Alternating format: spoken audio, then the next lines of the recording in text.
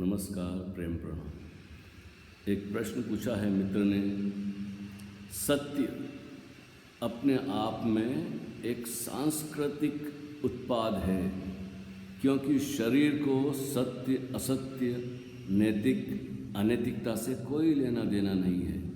यह मामला मानसिक बेचैनी का है, जिसे सांस्कृतिक, धार्मिक और मनोवैज्ञानिक बाजार ने पैदा किया है, क्योंकि यह लोग उस बात की खोज पर जोर दे रहे हैं जो मौजूद ही नहीं है।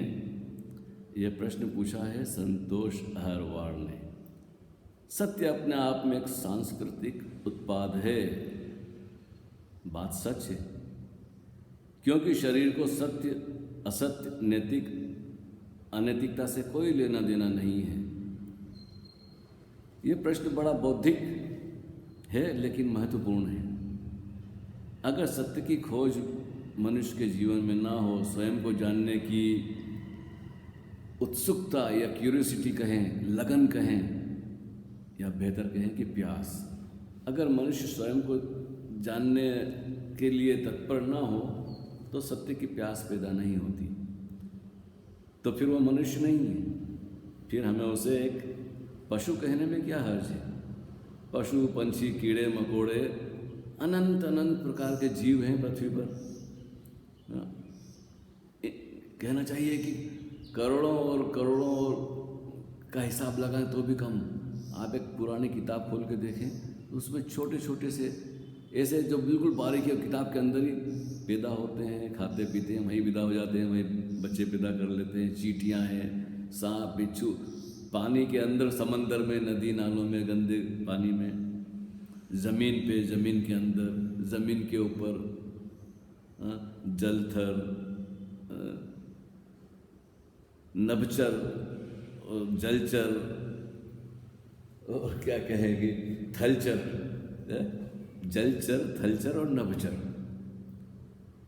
इतने प्रकार के जीव हैं। और सभी कोई सत्य की खोज में नहीं है, क्योंकि सभी के पास केवल शरीर है। वनस्पति जगत है, पेड़ पौधे हैं, उनके पास भी शरीर है। तो मनुष्य को छोड़कर सारे अनंत अनंत जो शरीर हैं, अनेक अनेक प्रकार के, उनमें किसी के भीतर कोई सत्य की प्यास नहीं है। वो जैसे हैं अपने आप में सेटिस्फाइड हैं, मतलब तृप्त हैं। कुत्ता है, बैल है, गाय है, कौवा है, पेड़ पौधे, वो जैसे हैं, उन्हें कोई शिकायत नहीं है, कोई भाग दौड़ नहीं करते हैं। पेड़ अपनी जगह पैदा होता है, वहीं जीवन भर खड़ा रहता है, फल फूल देता है, एक दिन विदा हो जाता है। तो ये प्रकृति की जो रचना है, उसमें सत्य की खोज की कोई गुंजाइश ही नहीं है। केवल मनुष्यों में, वो भी करोड़ों में, करोड़ों मनुष्यों में एकाध ऐसा होता है जिसे कहना चाहिए कि वो जो जीवन उसे मिला है वो उससे तृप्त नहीं है। न काम वासना से उसे तृप्ति होती, न संगीत से, न काव्य से, न साहित्य से, न धन से, न दौलत से। 1000 शादियां कर ले तो भी तृप्ति नहीं होती है। ऐसे लोग रहे हैं जिन्होंने बहुत सारी स्त्रियों को गुलाम बना के रखा अपनी काम वासना को तृप्त करने के लिए, लेकिन कहाँ तृप्ति होती है। कोई एक आधा बुद्ध, उसे होश आता है। राजघराने में थे बुद्ध, आज बुद्ध पूर्णिमा है तो बुद्ध की याद आ गई। राजकुमार थे, सुंदर से सुंदर स्त्रियां, महल, संगीत, शराब, अय्याशी की सारी संभावनाएं वहाँ मौजूद थी। हकीकत में संभावनाएं नहीं, जो चाहते थे वो मिल सकता था, लेकिन जब सब मिल गया तो सबसे दिल भर गया। और बस कुछ ऐसा संयोग बना कि उन्होंने देखा कि एक दिन मैं भी मरूंगा, ये शरीर एक दिन बीमार हो सकता है, बूढ़ा हो सकता है। जिसका अभी तक उन्हें बोध नहीं था जीवन में, संयोगवश कहानी कहती है कि उन्होंने एक बूढ़े आदमी को देखा, एक मृत देह को, लोगों को उठाते हुए जाते हुए देखा। ये तो सिर्फ कहानियाँ हैं। कहना चाहिए कि उनके पास ऐसी दृष्टि पैदा हुई उनके जीवन में, उनको ऐसा विचार आया कि एक दिन मैं भी इसी तरह मर जाऊंगा। मृत्यु का बोध जागा। तो मृत्यु का बोध तो जानवर में नहीं जागता है। उनके सामने कोई मर जाता है तो उसके आसपास इकट्ठे हो जाते हैं, अफसोस भी होता है, उनको लगता भी है कि दुखी हैं, लेकिन कुछ कर नहीं सकते। मृत्यु के बोध से मनुष्य के अंदर, केवल लाखों करोड़ों में एक आधे मनुष्य के अंदर एक संभावना, एक प्यास, एक खोज जन्मती है कि क्या मैं शरीर हूँ या सिर्फ विचार हूँ, मन हूँ। तो वह खोज करता है। मैं इन धर्मों की बातें नहीं कर रहा हूँ जो गॉड में, ईश्वर में, अल्लाह में विश्वास करते हैं और मंदिर मस्जिदों में, चर्चों में मांगने जाते हैं, बाबाओं के पास आते हैं, आश्रम में जाते हैं, भटकते हैं क्योंकि उन्हें कुछ बाहर की चीज़ें चाहिए। लेकिन जो बाहर की वस्तुओं से कोई अपेक्षा नहीं रखता है, जिसको सब कुछ मिल गया है, उसके अंदर एक ही प्यास होती है कि मैं कौन हूँ। तब सत्य की खोज पैदा होती है। श्रीमान जी, आप जैसी बात कर रहे हैं कि शरीर को ज़रूरत नहीं है सत्य की, बिल्कुल ज़रूरत नहीं। मन को भी ज़रूरत नहीं है। मन को तो मनोरंजन चाहिए, संगीत चाहिए, नृत्य चाहिए, उछल कूद चाहिए, काम वासना की तृप्ति के साधन चाहिए। अगर बहुत इंटेलिजेंट व्यक्ति है तो उसको साहित्य चाहिए, ऊंचे दर्जे का संगीत चाहिए, शोरगुल नहीं चाहिए उसे। वो क्लासिकल संगीत में रुचि लेगा, वो श्रेष्ठतम साहित्य में रुचि लेगा, वो चित्रकला में, मूर्ति बनाने में, बगीचा लगाने में वो कुछ सृजन करेगा। सृजन भी केवल 1000 में से 2-4 लोग ही करते हैं। शेष भीड़ भाड़ तो पशु के तल पर ही अभी भी जीती है। चाहे वे लोग धनी हो, समृद्ध हो, पढ़े लिखे हो, अनपढ़ हो, उनके पास क्या है, कितना धन दौलत, मान सम्मान है, उससे उनमें कोई प्रतिभा जैसी कोई चीज़ नज़र नहीं आती कि वो कोई क्रिएट कर सके। सृजनात्मक व्यक्ति ही केवल मनुष्य कहलाने योग्य है। बाकी जो सृजन नहीं करता है, पशु पंछी, कीड़े मकोड़े, कोई सृजन सिर्फ बच्चे पैदा करते हैं, वो भी प्राकृतिक है। ऐसा नहीं कि वो सोचते हैं कि मुझे बच्चे पैदा करना है। एक अचेतन, एक अनकॉन्शियस उनके अंदर रचना है शारीरिक, तो बस भोग लेते हैं और उससे भोगने के बाद भूल जाते हैं। फिर जब ये ऊर्जा इकट्ठी होती है फिर उसे भोग लेते हैं। जैसे भूख और प्यास है, ऐसी ही उनकी भी वासना है, जगती है, भोग लेते हैं। इससे ज़्यादा उन्हें कुछ चाहिए नहीं। मनुष्य है कि सब कुछ मिल जाए, तब भी उसके अंदर बेचैनी होती है कि नहीं, एक दिन मैं मर जाऊंगा तो जो भी मैंने इकट्ठा किया सब छूट जाएगा। तो कुछ मेरे जीवन में ऐसा भी है जिसे मैं साथ लेके जाऊं। तो देखता है कि बाहर की कोई सुई भी नहीं ले जा सकता मैं साथ, और तो छोड़ो एक छोटी सी चीज़ भी, और ये शरीर भी नहीं ले जा सकता है, जो इतना सुंदर शरीर है, ये भी चला जाएगा। तो एक बोध जगता है कि आखिर मैं कौन हूँ। मैं शरीर हूँ, मन हूँ, ये भाषा जो बोल रहा हूँ, ये मैंने जो सीखी है भाषा, ये भी उधार है। मुझे ऐसा लगता है कि मेरे पास अपना कहने लायक कुछ है ही नहीं। तब उसके अंदर एक महान बेचैनी, अनकंफर्टेबल महसूस करता। सोते जागते उठते बैठते बस उसे ऐसे लगता कि मुझे अपना तो पता चले, और लोग जो ईश्वर आत्मा की, परमात्मा की बातें करती है वो उसे ढकोसला नजर आती है, क्योंकि उसका कोई प्रमाण मिलता नहीं है। नदी नाले, पहाड़ पर्वत, मकान, पशु पंछी, ये सब चारों तरफ पदार्थ का जगत दिखाई देता है, लेकिन चेतन, इनके भीतर जो चेतना है उसका तो उसे प्रत्यक्ष कोई बोध नहीं होता। तब वह अपनी खोज में जाता है, तब अपने विचारों को परखता है। जो भी उसने सुना है इधर उधर से, हिंदू होने का जो भ्रम है उसे, मुसलमान होने का जो वहम पाल लिया, या ईसाई होने का, या जैन होने का, या कम्युनिस्ट होने का, गरीब होने का, अमीर होने का, सुंदर होने का, सुंदर होने का, मूढ़ और विद्वान होने का, जो ज्ञान उसने इकट्ठा कर लिया है उस पर भी विचार करता है तो उसे पता चलता है कि सब मैंने बाहर से सुना है, गुरुओं से सुना है, अध्यापकों से सुना है, शास्त्रों से, किताबों से, लेकिन सब बाहर से ही लोगों से मैंने लिया है। मेरा अपना क्या है मेरे पास?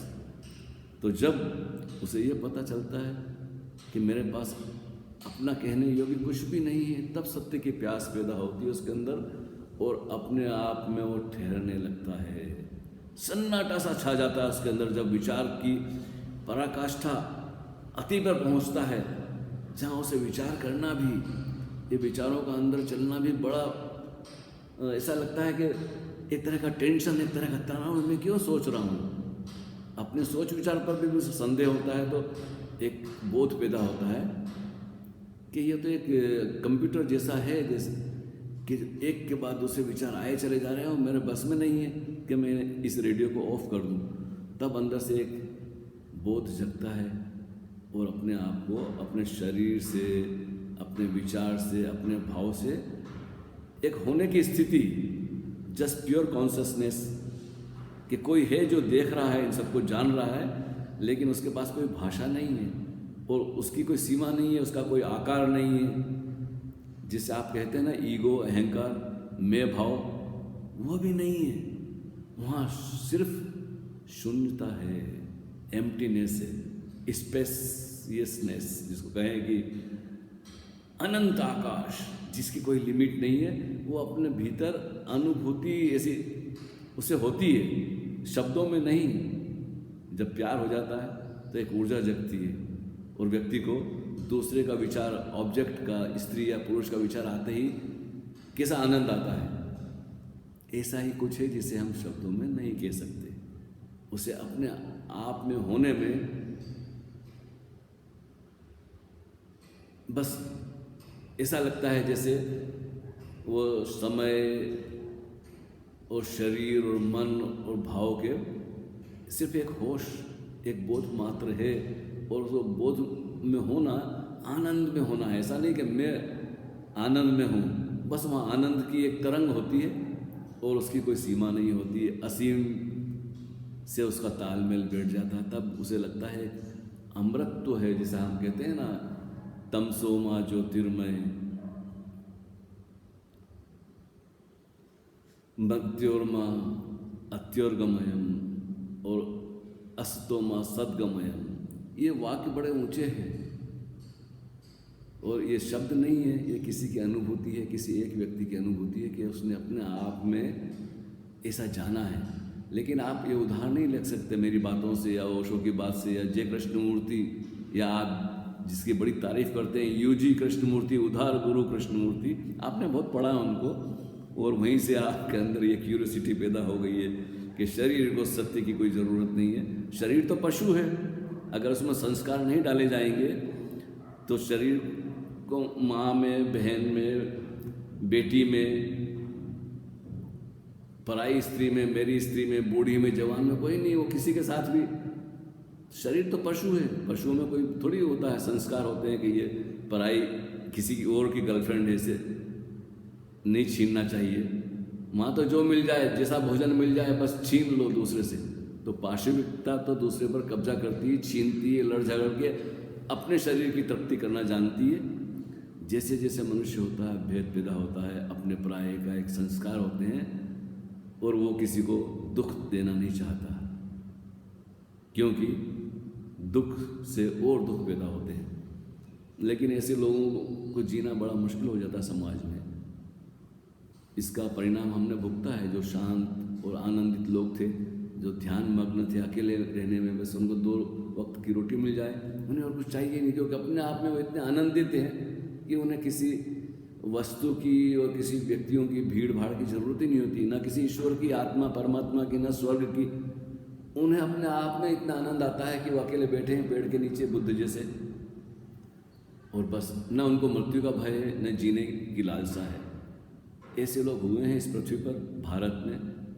लेकिन ऐसे लोगों से समाज नहीं चलता। जो विध्वंसात्मक, हिंसात्मक लोग हैं वो तो इनको मार डालेंगे। और यही परिणाम हुआ बुद्ध और महावीर की शिक्षा का, कि भारत ने अपनी जो स्वयं की रक्षा और सुरक्षा करने का जो शौर्य था, जो उनके पास चेतना थी, वो खो गई। और भारत इतना गुलाम रहा। तो हमें ऐसा व्यक्ति चाहिए जो स्वयं की रक्षा भी करे, समाज की रक्षा भी करे, और जो पाश्विक जगत के लोग हैं उनसे भयभीत ना हो। तब ध्यान, साधना और सत्य की बात की जा सकती है। भीड़ भाड़ सत्य के लिए नहीं है। और मैं यहाँ भीड़ भाड़ के लिए, जो शरीर के तल पर जी रहे हैं उनके लिए नहीं बोल रहा हूँ, क्षमा कीजिए। Thank you very much. ये सिर्फ 2-4 लोगों के लिए बात है, जिसकी समझ में आए ठीक, नहीं तो मुझे क्षमा करें। Thank you very much.